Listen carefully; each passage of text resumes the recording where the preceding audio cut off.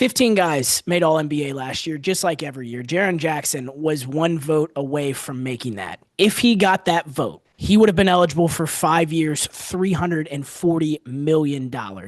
That one vote was literally $100 million decision for the Memphis Grizzlies. Yes, 240 is steep for a non-first option, but the cap is going up every single year. This is not Jaylen Brown's contract. Ultimately, this was the perfect situation for a small market team. From that Desmond Bane trade alone, they have now received Kentavious Caldwell-Pope, Cedric Coward, Ty Jerome, the ability to re-sign both Jaren Jackson and Santi Aldama, Phoenix's 2026 first-round pick, which likely could be in the top 5 or top 3, and another future first-round pick.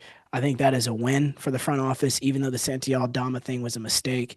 I do like what I've seen from the offseason. Dynasty on the way.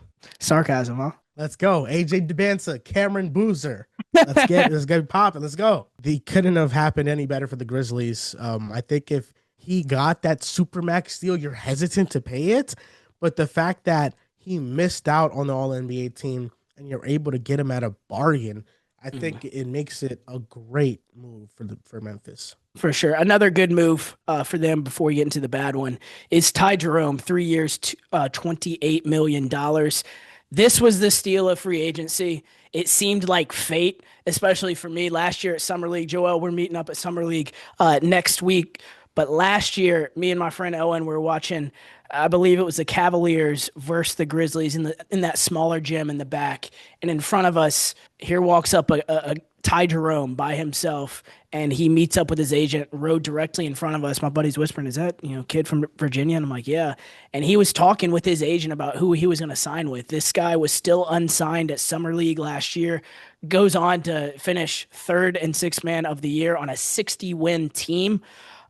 He's now making less per year than Luke Cornett, Davion Mitchell, Luke Kennard, Duncan Robinson, and Karis LeVert. And that is amazing to me that he's making less than all of those guys per year. It's an A+ for sure. It's a great deal, and I think for him, it provides him security that he didn't have before then, because before he was in Cleveland and had his breakout season, he was bouncing around the league a little bit, playing on minimums, and sometimes it's better to take the security over betting on yourself again and it not panning out. I think the best case study for that is Dennis Schroeder, when he bet on himself and then he missed out on a big-time extension because he wanted to prove that he was worth more. Ty Jerome, $8 million per year is a bargain, but that's $24 million over the course of 3 years. And Ty Jerome chose to take the security for 3 years, $24 million.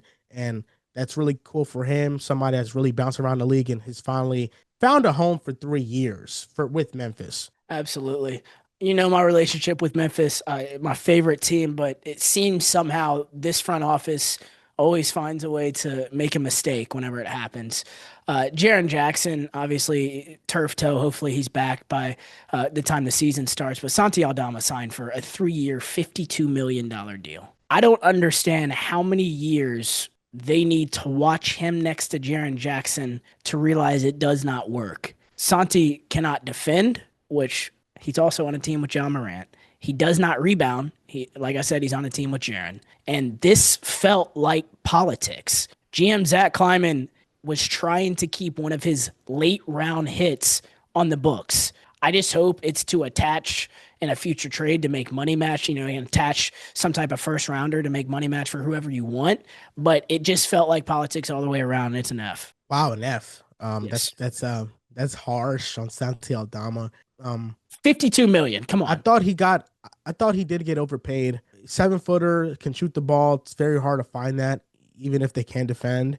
But yeah, I think he did get overpaid. I think if it was even in the Cornet range of like the low 40s, just $52 million for a off the bench guy on what was a play-in team last season, it just feels like a way overpay. And the city here, there's a certain archetype of players that the fan base wants, that people around this city want to root for, and he just has not been one of those. And to not even to be oblivious of that and go ahead to sign him because you had to trade Desmond Bain, another one of your late round finds, and to keep him on the books just seemed like a selfish move.